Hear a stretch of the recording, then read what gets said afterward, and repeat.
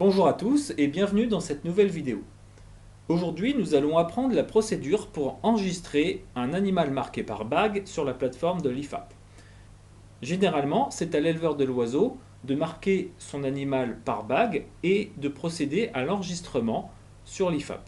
Nous allons donc voir ensemble quelles sont les procédures à suivre. Donc voici le document à compléter avant d'enregistrer votre animal sur l'IFAP. Il s'agit du CERFA 15 969 étoile 01, déclaration de marquage ou de lecture du marquage d'un animal d'espèce non domestique. Voilà, donc ce document vous le trouverez facilement en tapant CERFA 15 969 étoile 01 sur n'importe quel moteur de recherche. Donc ce document est composé de 3 encarts. Un signalement de l'animal, avec évidemment le nom scientifique, le nom commun, le sexe, les caractères particuliers, l'origine. Ici, vous indiquez soit animal sauvage, soit animal élevé en captivité, la date de naissance, la date d'acquisition.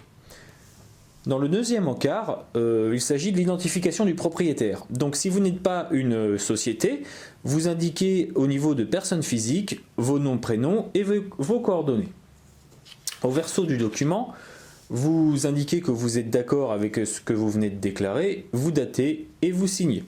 Le troisième encart du document s'intéresse à l'acte de marquage en lui-même. Donc ici, nous venons de marquer par bag l'animal.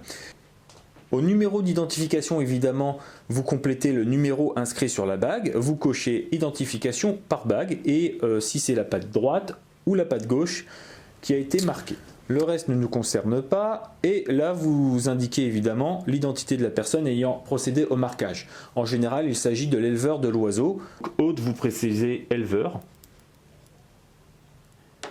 Éleveur de l'oiseau. Vous mettez encore vos coordonnées. Vous attestez que vous êtes d'accord avec ce que vous venez d'écrire, vous datez et vous signez. Et le document est rempli. On se retrouve sur la plateforme de l'IFAP où on va pouvoir procéder à l'enregistrement de notre animal bagué. Donc pour cela, on se retrouve à droite de l'écran dans l'onglet Déclarer ces animaux déjà marqués. On clique dessus et on va se retrouver sur une nouvelle page avec tout un tas de cases à compléter. Donc dans le premier onglet Information identification à type de marquage, évidemment on va choisir bag. Le numéro d'identification, c'est le numéro qui est inscrit sur la bague. Donc dans notre exemple, on va mettre F 2019 AHB001.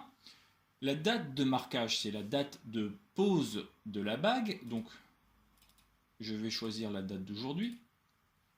Déposer le CERFA de votre animal. Donc là, on va aller chercher directement dans le bureau de l'ordinateur le CERFA qu'on a complété tout à l'heure, que vous allez avoir scanné. On le récupère donc dans le bureau. Voilà, il se charge automatiquement sur la plateforme, il est ici.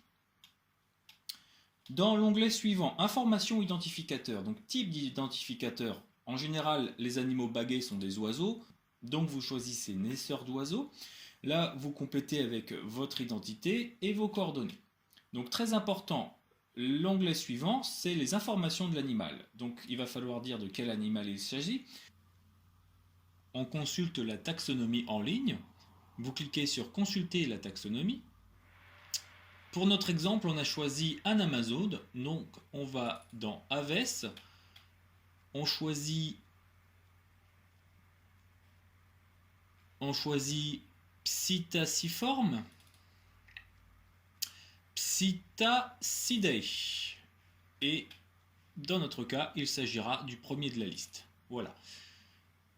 Emplacement du marquage, donc là, il s'agit de l'endroit où la bague est déposée. On va choisir par exemple le tibiotarse gauche. Voilà, si vous avez d'autres informations, comme les signes particuliers, le numéro CITES, vous n'hésitez pas à remplir les cases. Notez que seules les cases avec une étoile rouge sont obligatoires. Dans l'onglet suivant, information propriétaire, donc là souvent c'est la même personne qui a procédé au marquage, donc vous remettez les informations. Donc si vous êtes un particulier, vous mettez particulier, civilité, donc monsieur ou madame, le nom, etc., etc. Vous complétez votre identité et vos coordonnées. Ensuite, il va falloir déposer notre document d'identité, donc soit la carte d'identité, le passeport ou le permis de conduire. On va aller sur le bureau et on va enregistrer en ligne notre carte d'identité que nous aurons préalablement scanné. Voilà, la carte d'identité est chargée et est disponible sur la plateforme de l'IFAP. Dans le dernier onglet, il s'agit encore d'informations sur l'animal. Donc si l'animal porte un nom, vous pouvez l'indiquer. Vous indiquez son sexe, l'âge de l'animal, sa date de naissance. C'est toujours bien de l'indiquer si on la connaît. L'origine de naissance, là c'est important, c'est pour savoir si l'animal est né en captivité ou s'il a été prélevé en milieu naturel. Le pays d'origine, etc., etc. Pour terminer, vous attestez sur l'honneur l'exactitude des informations.